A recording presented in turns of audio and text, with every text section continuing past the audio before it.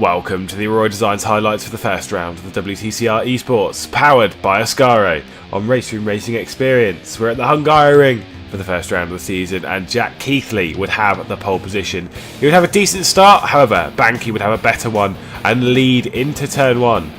An incident behind though, as Hasa, Stanger and Mulana all closing in on each other, leaves them scattered across the track. The biggest casualty is defending champion Alexander Dordaden, who was dropped to last position.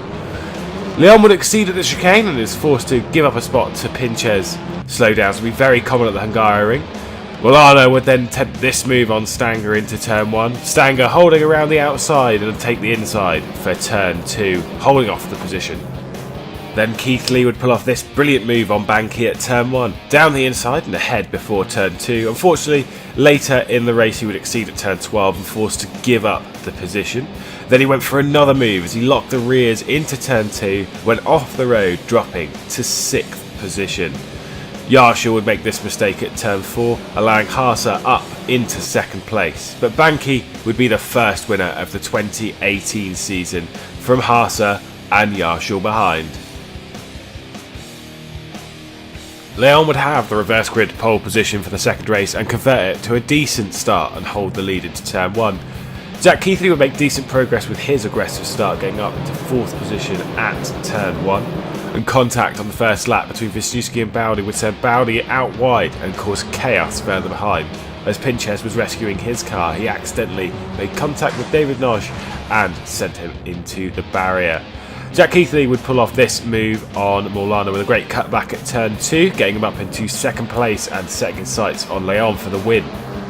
Hasa would make this move at turn 2 as well and got himself up onto the podium. Stanger would drop further behind, back past Mulana. Then Mulana and Hasa would go side by side through the chicane, allowing Stanger back through up into 4th position. Then Keithley made this very well executed move on Leon for the lead of the race, cutting back at turn 1 and then having a clear lead, leaving it. That would translate into victory for Keithley over Leon and Hasa. And highlights from the second round from the Nurburgring. Keithley would start the Nurburgring round from pole position and would convert into a good start. Lerner behind would go around the outside of Mulana at turn 1 and Yarshall would follow. Banky and Pinches would leave the hairpin side by side, and then Banky would be brave and go all the way around the outside into the Schumacher S. And then Hasa would make this mistake heading into Arenberg, hitting the back of Wisniewski and causing the pair to head off into the gravel trap and to the back of the pack. Pinches would then catch the curb awkwardly and it would spear him into the barrier. It would cause him some front end damage and cost him 4 positions at the time. A mistake from Yarshall leaves the door open for Brzezinski, who moves up into 4th position, but on the Duttinger Hoa, Yarshall breezes by.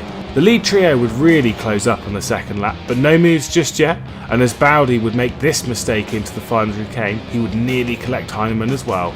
Into the first turn on the last lap, Keithley would be slightly too late on the brakes and Lerner would go for a cutback, slightly missed time, tags the back of him. Lerner would still head into the lead of the race and Keithley would just hold on to 2nd. For the last time on the Duttinger Hoa, Keithley would really close up to Lerner in the slipstream, but the momentum was not quite high enough and Lerner went on to become the 3rd different winner of the season. The second grid would draw Stanger onto reverse grid pole and he would convert well to have a comfortable lead into turn 1. Honzik would make a decent start and move himself up into 2nd position. And into Arenberg, Heinemann would hit the back of Siggy, forcing the pair up the track. Yarshall sweeps by Heinemann, but not quite Siggy. The fight kept brewing into Callenhard as Keithley would attempt to move but make contact with Heinemann, leaving the door open for Brzezinski to make a pass, and nearly Mulana as well. Mulana lifted though, allowing Dordaden through with this excellent move around the outside. Mulana at the end of the lap would then put Wisniewski into the barrier with this clumsy attempt at the final chicane. Honzik would attempt to move at turn 1 but overcooks it. However, later in the lap, slipstream would be too much and Honzik would take the lead. Siggy would slipstream his way by and into the final chicane, past Yarshall for 4th position. Then Heinemann would pass the pair of them with this 3-wide move into turn 1. Heinemann would quickly catch the battle for the lead, but would crash with Banky and Stanger, costing him places and giving Honzik some much needed breathing room. Banky would recover and put this stunning move on Stanger for second place, but it was in vain, as on the Duttinger he would be slipstreamed by Stanger and Siggy moving himself up 2 positions to second and Stanger up to third.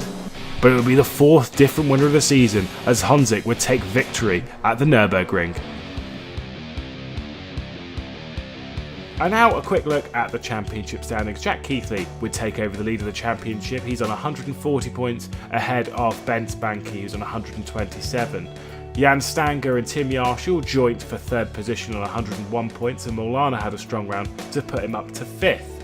Haase, a poor round for him, drops to 6th in the standings, and then Lerner up to 7th.